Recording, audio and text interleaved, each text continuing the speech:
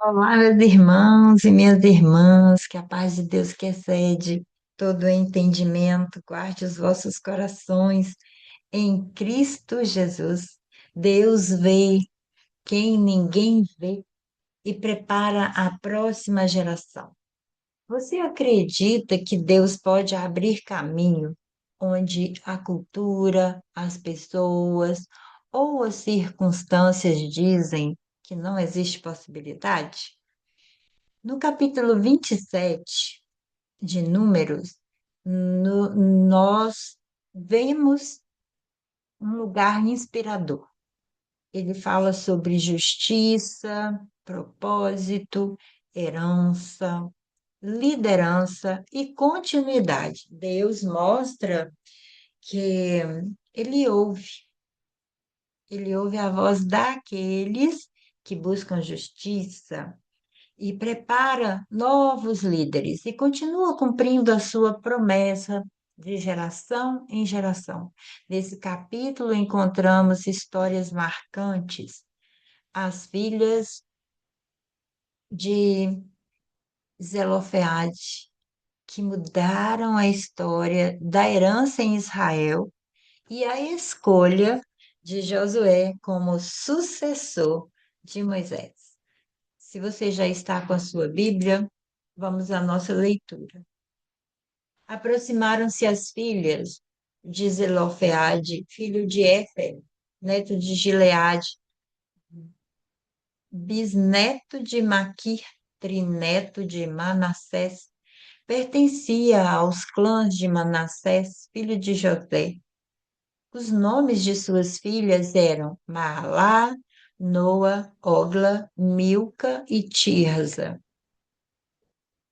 Elas se prostraram à entrada da tenda do encontro diante de Moisés, do sacerdote Eleazar, dos líderes de toda a comunidade, e disseram: Nosso pai morreu no deserto. Ele não estava entre os seguidores de Corá, que se ajuntaram contra o Senhor, mas morreu por causa do seu próprio pecado e não deixou filhos. Porque o nosso pai deveria desaparecer do seu clã por não ter tido um filho? Demos propriedade entre os parentes de nosso pai. Moisés levou o caso perante o Senhor, e o Senhor lhe disse: As filhas de Zelofehade têm razão. Você lhes dará propriedade como herança entre os parentes do pai delas, e lhes passará a herança do pai. Diga aos israelitas: se um homem morrer e não deixar filho, transfiram a sua herança para sua filha. Se ele não tiver filha, deem a sua herança aos irmãos dele. Se não tiver irmãos, deem-os aos irmãos de seu pai. Se ainda seu pai não tiver irmão, deem a herança aos parentes mais próximos ao seu clã. Essa será uma exigência legal para os israelitas, como o Senhor ordenou a Moisés. Então o Senhor disse a Moisés: Suba este monte da serra de Abarim e veja a terra que dei aos israelitas. Depois de vê-la, você também será reunido ao seu povo como seu irmão Arão. Pois quando a comunidade se rebelou nas águas do deserto de Zim, vocês dois desobedeceram a minha ordem de honrar minha santidade perante eles. Isso aconteceu nas águas de Meribá, em Cádiz, no deserto de Zim. Moisés disse ao Senhor que o Senhor, o Deus que a todos dá vida, designe um homem como líder desta comunidade para conduzi-los em suas batalhas, para que a comunidade do Senhor não seja como ovelha sem pastor. Então o Senhor disse a Moisés: Chame Josué, filho de Num, homem em quem está o Espírito, e imponha as mãos sobre ele. Faça-o apresentar-se ao sacerdote Eleazar e a toda a comunidade, e o comissione na presença deles. Deles parte de sua autoridade para que toda a comunidade de Israel lhe obedeça. Ele deverá apresentar-se ao sacerdote Eleazar, que lhe dará diretrizes a consultar Urim perante o Senhor. Josué e toda a comunidade dos israelitas seguirão suas instruções quando saírem para a batalha. Moisés fez como o Senhor lhe ordenou, chamou Josué e o apresentou ao sacerdote Eleazar e a toda a comunidade. Impôs as mãos sobre ele e o comissionou, tudo conforme o Senhor tinha dito por meio de Moisés. As filhas de Zelofeade. Aqui está um lugar para nós tirarmos algumas lições. Vamos prestar atenção que até esse momento a herança não ia para as mulheres, a herança era para os filhos. E aqui o pai morre e ele só tinha filhas, que nós podemos pegar de lição para a nossa vida e entender que a, a vida está em constante mudança, ciclos. 5 mulheres são citadas nesse texto, as filhas de Zelofeade, Maalá, Noa, Ogla, Milca e Tirza.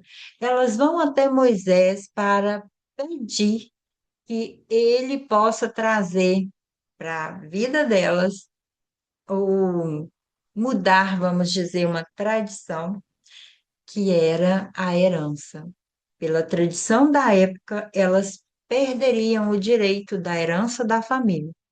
Com respeito, com coragem, elas apresentam o pedido, elas dizem por meio do nosso pai, pelo nome do nosso pai, porque ele seria eliminado da família. Por quê que ele iria perder esse nome? Porque ele não teve filhos? E aí elas pedem que elas fossem agraciadas com a herança, elas levam a causa a Moisés, e Moisés leva essa causa ao Senhor. E Deus diz, elas têm razão. E aí Deus estabelece a lei da herança, porque Deus é um Deus de justiça. Ele ouve aqueles que se apresentam diante dele com fé, sabedoria e verdade. E elas não ficaram presas ao medo nem à injustiça, elas buscaram a direção de Deus e abriram um novo caminho para as famílias. E aqui Deus estabelece um princípio de justiça. Esse caso das irmãs, ela se torna lei para todo o povo de Israel. E a herança deveria seguir uma ordem quando os homens não tivessem filhos homens. Isso revela que Deus não decide apenas casos individuais. Ele estabelece princípios que abençoam muitas pessoas. Quando Deus transforma a dor em um aprendizado, a nossa experiência pode beneficiar outras pessoas. Talvez seja um momento de dor na sua vida, mas através dessa experiência, a vida de muitas outras pessoas serão beneficiadas. E nesse contexto, nós entendemos que toda a nação de Israel, ela foi agraciada com as leis da herança, que até hoje elas prevalecem na nossa vida. Nesse texto também fala que Moisés ele contempla a terra, mas ele não poderia entrar na terra. Ele diz: vá até o monte Abarim e veja toda a terra, mas você não vai entrar na terra. E a razão é lembrada a Moisés: você desobedeceu nas águas de Meribá. É um momento de tristeza, mas de aceitação da justiça de Deus, da soberania dele na vida de Moisés.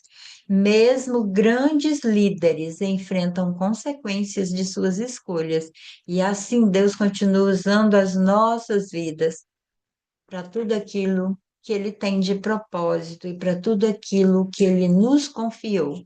Moisés pensa no povo antes de pensar nele, e aí ele fala: agora, Senhor, como nós vamos trazer um novo líder para Israel, para que eles não fiquem como ovelhas sem pastor? O coração de Moisés permanece voltado para o cuidado com o povo. A verdadeira liderança, ela pensa na continuidade da missão, não só na sua posição, não só no seu lugar de destaque. E Deus então escolhe Josué. E ele responde Josué, filho de Num, ele é o escolhido para ser o seu sucessor. Tome Josué, ele é o homem em quem está o Espírito. Moisés impõe as mãos sobre Josué diante de toda a comunidade e a liderança é transferida publicamente. Deus prepara sucessores, teu reino continua através das pessoas que são formadas para servir com fidelidade. Esse capítulo nos lembra que Deus não esquece de ninguém. Ele ouviu as mulheres, preparou um novo líder para o povo, para que Israel pudesse ter um líder assim antes de Moisés encerrar sua missão. Ele trabalha com justiça e na continuidade. Há momentos que ele restaura direitos, abre portas, e há também momentos que ele prepara pessoas para novos tempos. E lições eu posso tirar para a minha vida? Que eu tenha coragem de me apresentar diante de Deus quando surgir uma causa, que eu não aceite viver no medo, que eu tenha senso ou sentimento de justiça, que eu sempre leve a minha causa ao Senhor com fé, que o propósito de Deus continue através da minha vida, não só hoje, mas para além, para as outras gerações. Moisés encerra uma missão, mas Josué começa a dele, que eu seja alguém que prepare pessoas, que compartilhe conhecimento e que deixe um legado. Porque a liderança verdadeira é aquela que forma novos líderes. Deus abre caminhos onde parecia não haver saída. As mulheres mudaram a lei. Por quê? Porque confiaram em Deus.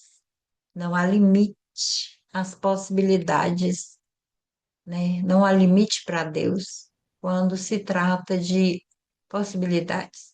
Ele continua criando caminhos e ele permanece fiel, que nós possamos aprender com essas mulheres, que sempre que for necessário levantar a voz, falar daquilo que necessitamos, porque Deus está lá para nos ouvir.